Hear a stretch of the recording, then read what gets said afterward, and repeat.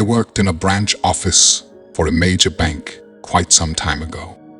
At the time, our location had just about 10 employees in total, and we elected to go out for dinner one Christmas party. The branch manager said that she was calling Uber cars in case anyone wanted to drink. Well, as you can imagine, that was the signal for everyone to get absolutely hammered. The wildest thing that I recall was that the quietest, meekest young lady in the branch got very sloppy drunk. It seemed that she had been dealing with a lot of bad stuff at home, and so the liquor loosened her up quite a lot, and she started telling everyone exactly what she thought of them. The most embarrassing was how she revealed that the married branch manager was sleeping with one of the male tellers that she had a crush on. I think she gave notice the following Monday, but I never saw her or that male teller again. Fun times.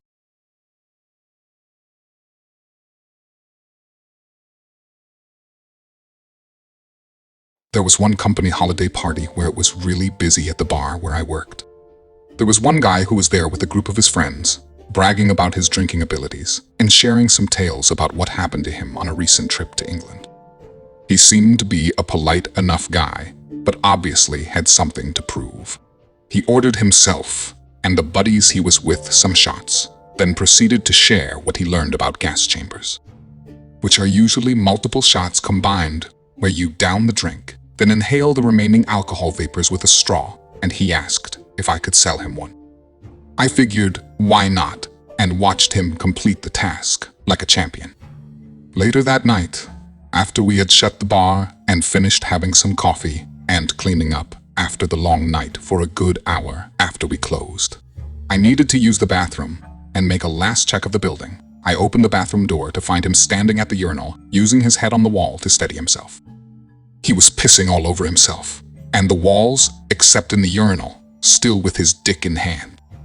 So, I had to spend another hour cleaning up his mess and pouring coffee into him so we could sober him enough to learn where he lived and get him an Uber back home.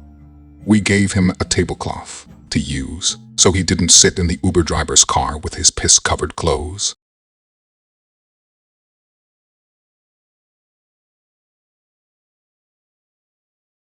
One company Christmas party.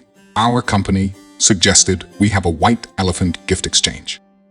As you can imagine, every gift was a bottle of alcohol or a department store gift card. One guy selected his gift and opened it, and it appeared to be a slightly used flower vase.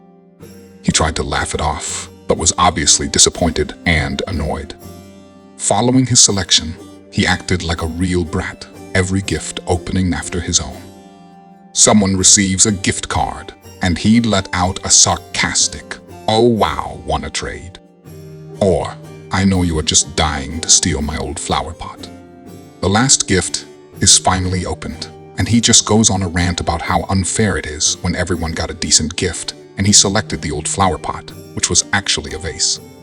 He then demanded to know who the cheapskate was, who couldn't be bothered enough to buy a decent gift, but was probably very happy to be going home with something nice someone else bought.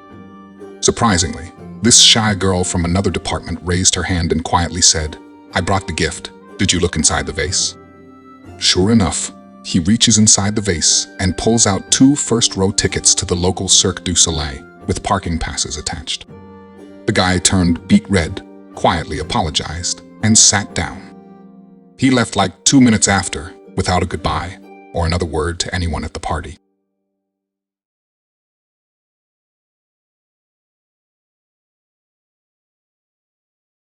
One year, I worked at a bar in Manhattan, New York, where we hosted a holiday party for the office of a major clothing company. I would suppose there were about 100 people in attendance. The bar offered them a quick and light 5-course meal, but most of them refused to eat because they wanted to get the most they could from the free bar tab.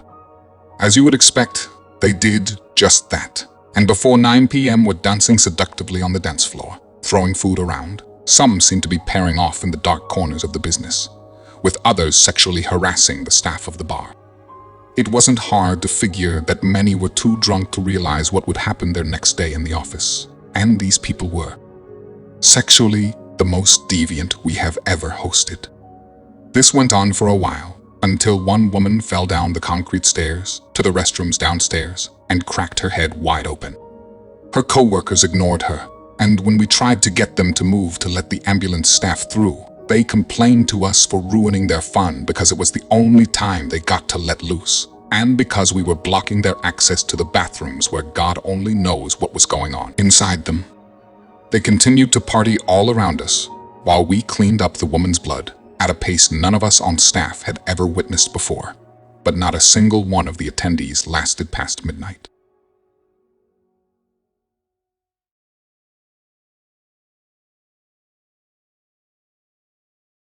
Our company had our holiday party on a party boat whose top floor was rented out to a different company.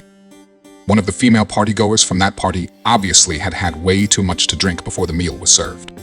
Between dinner and dessert, she stumbled and bounced down the flight of stairs. The next thing we heard her screaming, "Fine then, I'll just go," and she jumped overboard into the lake, which we all know is gator infested. Her date, or whoever he was, must have known there was no way she could survive, given how drunk she was, how far we were from shore, and not even considering the gators in the lake. Dude emptied his pockets, handed the content to his friend, and jumped in after her. They had to stop the boat, call the police, and end the trip for the rest of us. I have no idea what happened to the swimmers.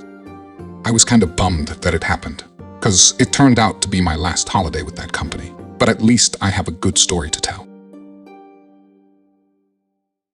I hope you enjoyed these stories on my channel and would like to see more. Please like, subscribe, and comment below.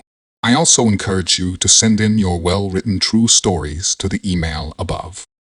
I will continue to keep bringing you the very best true story videos. Thank you.